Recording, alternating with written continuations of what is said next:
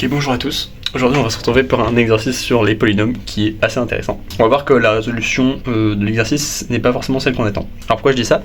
Simplement parce que l'exercice c'est prendre un polynôme de R crochet x et on suppose qu'il y a une infinité de solutions dans Z telles que P de x plus P de y égale 0. Et donc il va falloir montrer qu'on peut prendre un n dans Z tel que on est P de x plus P de n-x qui est égal à 0. Et là où c'est trompeur, c'est que ici on prend des couples de Z et à la fin on doit avoir une condition sur x réel. Donc on se dit déjà on prend un polynôme de P dans R crochet x, donc pas forcément a priori, enfin même pas du tout d'argument arithmétique, mais le fait que x et y soient dans Z, c'est bien qu'il y ait une raison. Alors qu'est-ce que le fait que ça soit cardinal infini nous donne comme information? Ça nous dit que on peut extraire une suite xn et yn de couple d'éléments 2 à 2 distincts. Et la spécificité du fait que on prenne des éléments dans Z va provenir du fait que comme on a une infinité d'éléments, nécessairement xn et yn n'est pas borné. En particulier par exemple, on va prendre xn par exemple, simplement parce que si xn était borné, on aurait aussi yn qui est borné. Pourquoi? Parce que si xn est borné, p de xn prend un nombre de valeurs finies, et du coup les solutions à yn, qui vont être les racines d'un certain polynôme de degré d, il va pas pouvoir y en avoir une infinité. Donc à chaque fois on va avoir comme ça un nombre borné de solutions à l'équation p de xn plus p de y égale 0. Et donc on va aussi avoir yn qui est borné, puisque en fait l'idée c'est qu'un polynôme il tend en plus l'infini en moins l'infini, il diverge, et donc les racines de ce polynôme là elles sont plus ou moins localisées. Donc c'est plus ou moins autour d'un certain intervalle qu'on va trouver les zéros de P, mais on peut pas les trouver à partir d'un certain rang. Okay. Donc c'est principalement cet argument là qui nous dit que xn en fait n'est pas borné. Et en fait pour conclure l'argument, simplement donc si on a montré que xn borné implique yn borné, on a du coup un couple xn yn borné. Et donc nécessairement xn yn ne peut être une suite d'éléments 2 à 2 distincts, puisque ça va être des éléments de z carré qui vont être à valeur dans un rectangle, et donc nécessairement, donc si je représente là je représente les z carré, donc nécessairement ça va contredire le fait qu'on ait des éléments 2 à 2 distincts. Ok. Donc ça c'est le premier argument, c'est xn qui est borné, donc je l'ai pas forcément beaucoup détaillé, mais parce que ça se voit plutôt bien et ça se comprend plutôt bien. Donc quitte à extraire, on peut supposer que xn tend vers plus infini. Ok. Quitte à considérer en fait des suites extraites de xn, on peut directement supposer que xn tend vers plus infini. Et en fait, ça c'est le premier argument qui va être vraiment intéressant, c'est que en fait cet exercice là, comme je disais au début, on est dans Z, donc on se dit peut-être que, je sais pas, il y a des arguments d'arithmétique, etc. Même si on est très vite freiné par le fait que P est seulement dans R crochet X. Mais en fait, à partir du moment où on a xn qui tend vers plus infini, on se dit finalement peut-être qu'il va y avoir un argument asymptotique.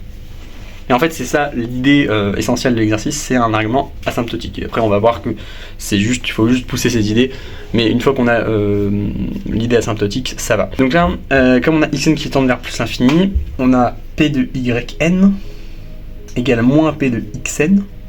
Donc on va supposer, déjà que p est unitaire sans perdre de généralité, parce que ça ne change absolument rien aux hypothèses. Ok. Et donc comme il est unitaire, ça veut dire que comme xn tend vers plus infini, p tend vers plus infini en plus infini. Et donc ça tend vers moins l'infini. Ok, quand n tend vers plus infini. Donc nécessairement, ça veut dire que yn doit tendre vers moins l'infini, et que le degré de p est impair. Puisque on a les deux cas, soit le degré de p est pair, soit le degré de p est impair. Et s'il est impair, on peut pas avoir, enfin s'il est pair, pardon, on peut pas avoir p qui tend vers moins l'infini. Donc nécessairement il est impair et yn tend vers moins l'infini. Ok, donc là on va avoir deux suites. Globalement on va avoir xn qui va partir de ce côté là et yn qui va partir de ce côté là.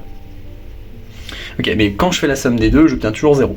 Donc qu'est-ce qu'on va pouvoir dire? On va pouvoir dire qu'en fait yn et xn c'est plus ou moins la même chose.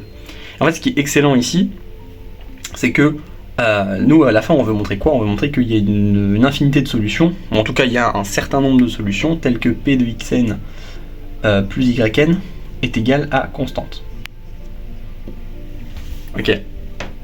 Et constant. En fait, on veut montrer que, par exemple, que APCR, xn plus yn, égale constante.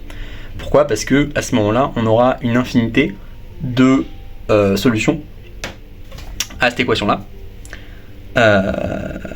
Et donc, nécessairement, comme ça, c'est un polynôme. Parce que si ça c'est égal à constante, ça va être égal à notre n. Hein. Et donc, du coup, le polynôme P de x plus P de n-x aura une infinité de solutions, enfin une infinité de racines, et donc il sera nul. Ok, donc ça, on va pouvoir directement déduire que c'est vrai pour tout x réel. Ok. Donc ça, c'est la question qu'on va se poser. Ok, donc ça c'est vraiment bien parce qu'en fait si on a xn qui est environ égal à moins yn, ensuite on va aller chercher du côté, on va aller chercher un argument plus précis encore pour montrer que carrément xn plus yn est constant à PCR. Ok, donc on va reprendre notre équation simplement. On va regarder que xn d, on va factoriser, donc 1 plus ad-1 xn d-1 etc. jusqu'à a0. Mince. Pardon, c'est x moins 1 et là xn moins d. Ok. Puis yn d ad moins 1 yn moins 1 plus a0 yn moins d. Ça fait 0. Ok. Ok, maintenant, je vais dire, bah, de toute façon, je peux diviser par yn, parce que yn est pas nul à PCR. Donc, je vais diviser par yn puissance d, je vais avoir xn puissance d sur yn puissance d, facteur de 1 plus un petit e de 1, ok, plus 1 plus un petit e de 1, ça fait toujours 0, et en fait, si je passe ce terme-là de l'autre côté, je divise par 1 plus un petit e de 1, je vais avoir xn puissance d, qui est équivalent à moins yn puissance d. Ok, maintenant, comme d est impair, ça fait moins yn, le tout puissance d, ok, là j'obtiens deux suites qui sont positives, etc. Donc je prends la racine dm et j'obtiens xn équivalent à moins yn. Ok, ça c'est le premier résultat. Donc comme j'ai dit, ça c'est assez naturel parce qu'en fait on voit bien que xn et yn ils vont être plus ou moins proches à un signe près parce que on doit avoir la condition p de xn plus p de yn égale 0. De toute façon, c'est vraiment tout l'argument, c'est vraiment d'utiliser le fait que leur somme fait 0, donc et que par rigidité d'un polynôme, on va avoir certaines conditions sur les suites. Donc, ok, ça c'est pas mal. Donc on va pouvoir noter yn est égal à moins xn moins un. Ok. Et on va réinjecter dans l'équation. Et là c'est intéressant parce que le moins xn puissance d va s'annuler avec le xn puissance d. Donc ça me fait 0. Et donc, si je développe, ça va faire xn d plus ad-1 xn d-1 plus un grand O de xn d-2 moins xn d-1 mince, on dit moins xn puissance d. Okay, et c'est là où il va falloir faire attention, c'est que on va se retrouver avec une somme ici, k égale à 0 jusqu'à d-1 de k parmi d, xn puissance k et un puissance d-k. Ouais. Ouais, non, c'est bon en fait. Ok. Et ensuite, là, pareil, si on développe, on va avoir du ad-1 xn d-1. Ok. Plus du ad-1 fois la somme de k égale à 0 jusqu'à d-2 de k parmi d-1 xn puissance k un puissance d-1 moins k. Ok. Et ensuite plus le grand O, mais on va dire que je l'ai mis ici. Ça fait 0. Ok. Et ensuite, comme je disais, donc ça va simplifier avec ce terme-là. Et là où il faut faire gaffe, c'est justement ce terme-là. Pourquoi? Parce que ce terme, en gros, par exemple, si je regarde le terme en d-1, ça va me faire xn puissance d-1 un. Donc ça, c'est cool, c'est le terme qu'on veut. Par contre, si je regarde maintenant le terme en d-2, je vais avoir xn d-2 fois un carré. Et c'est là où il faut faire gaffe, c'est que ce truc-là.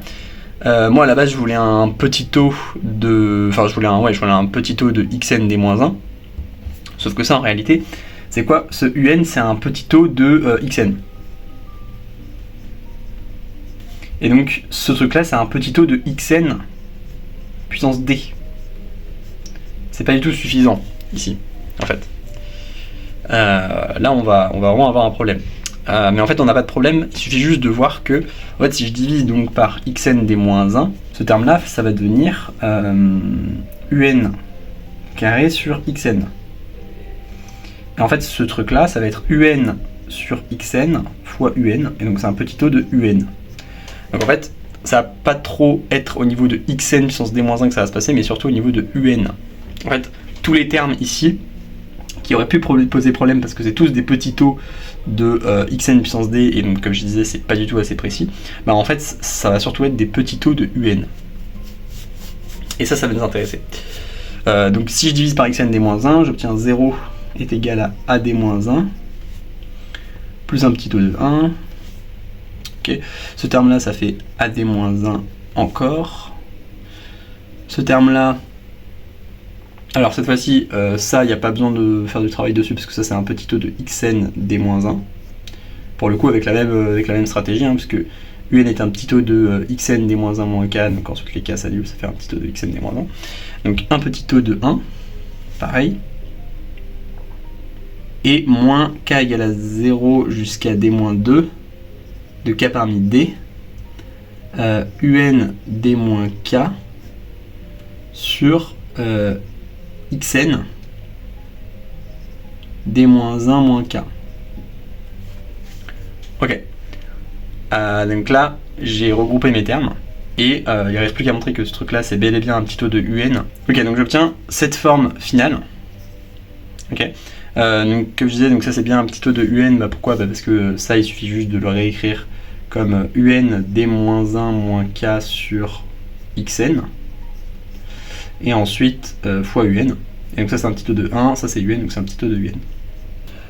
Donc en fait on va réécrire ça comme un plus un petit taux de un, qui va être égal à 2 ad-1 sur d. Ok, alors là juste j'ai divisé par 2, mais bien sûr, bon, il faudrait vérifier que d est différent de 0, mais en fait si d égale 0, le polynôme est constant, donc c'est très simple. Donc à ce niveau-là, on a simplement que cette suite est équivalente à un. Ok, donc en fait un converge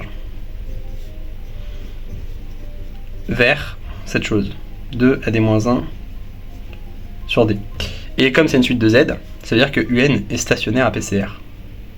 Donc finalement on a trouvé une infinité de valeurs telles que on est p de xn plus, donc là on note n cette limite, plus p de n moins xn, ou moins n, mais enfin bref, c'est la même chose, est égal à 0. Et comme je disais, ensuite en considérant le polynôme p de x plus p de n moins x, qui est une infinité de racines, on avait directement que pour tout x réel, p de x plus p de n moins x